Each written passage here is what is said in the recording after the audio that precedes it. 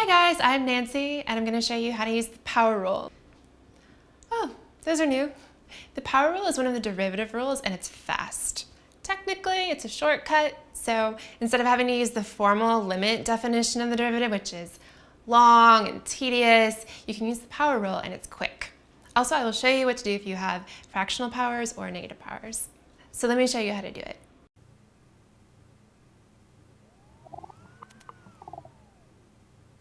Okay, so say you need to find the derivative. Look at this polynomial. It has a bunch of terms added and subtracted. We can find the derivative of this by finding the derivative of each term individually, and that will give us the full derivative. So let's do it. So let's look at the first term, x to the fourth power. This is an x power, and anytime you have a power of x, you can use the power rule. And it's really simple. All you have to do is bring that power down to the front of the term as a coefficient, and then reduce that old power by 1. Decrease the power by 1, knock it down by 1. So for this one, we bring down the 4 to the front as a coefficient, and then reduce that power by 1. So instead of x to the fourth, we're going to have x to the third. And that's it. That's all you have to do for that term. And technically, this is the power rule, if you want to see it. To take the derivative of a power of x, you bring down the power out front as a coefficient and then reduce the power by 1. This is for positive integer powers. So let's look at the next term. 2x to the third power. This looks very similar, but it has this 2 multiplied in the front. When you have a constant multiplied in the front of the term, you can keep the constant and then take the derivative of the rest of the term. That's the constant multiple rule, if you see that. So we keep the 2, and then we take the derivative of the rest, so we take the derivative of x cubed using the power rule since it's a power of x. To do that, we bring down the power of 3 to the front as another constant multiplied, so times a 3, and then reduce the old power 3 by 1, so instead of x cubed, we have x squared. Great. Next term, minus x squared. So we're subtracting x squared. How do you find the derivative of x squared? It is a power, so power rule. Again, same story. You bring down the 2 out front and then reduce the power. And it's still subtraction. Bring down the 2 out front, reduce this power, so instead of x squared, we have x to the first power. You don't have to write the 1 power, but I'm going to write it for now.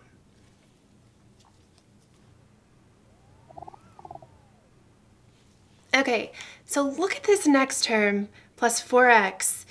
Anytime you have a number times x, 4x, 2x, 10x, the derivative of that term will just be the number. So the derivative of this will just be 4. You can think of this as a separate rule. Some people do. The derivative of a number times x is just that number. Or some people think of it as the constant multiple rule. You have this 4 in front, so you keep the 4 and then take the derivative of x. Derivative of x is 1. Why is the derivative of x 1?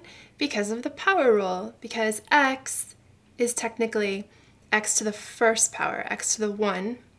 And if you use the power rule on x to the 1, you get 1x to the 0, because you're reducing the power. X to the 0 is 1, so you have 1 times 1, it's 1.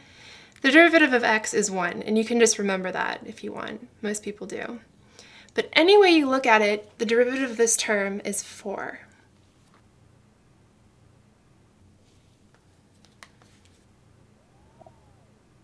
Okay, last term, this minus 1. This is great, because anytime you have a number or a constant by itself, the derivative will just be 0. It's nothing. That's actually a rule, the constant rule. Derivative of a number, a constant, is 0.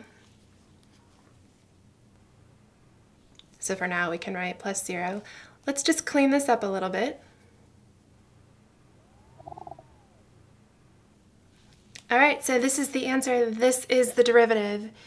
And we were able to find the derivative By differentiating each term individually, all these terms that were added or subtracted, we could take the derivative of each of them individually and string them together for the full derivative. That is the sum and difference rule. If you see that, more rules to remember, but that's what that is.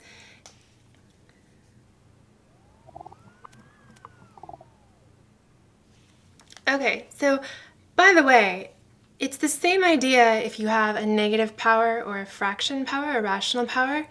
For a negative power, as long as x is not equal to 0, you can do the same thing, bring down that power to the front, and then decrease the power by 1. But watch out for negative powers. Reducing that by 1 means you'll get a larger negative number, a more negative number. So negative 2 minus 1 is negative 3. And then for a fraction power, same idea, you can bring that down as a coefficient out front, subtract that original power by 1, and because you have a fraction minus 1, an integer, you'll need to get a common denominator to find the new power. And it's probably a throwback to middle school, getting a common denominator come back to haunt you. But if you do that, you'll get the right power for the answer. The only thing with this kind is if you start with a fraction power that's less than 1, like 1/3, the derivative that you end up with won't be defined at x equals 0.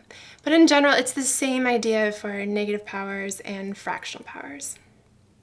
So I hope that helped you understand how to use the power rule and maybe even like it. That might be pushing it. But you can push like on my video and subscribe. I don't know why I pushed like that. There's no button on your keyboard that you push. I should have said click.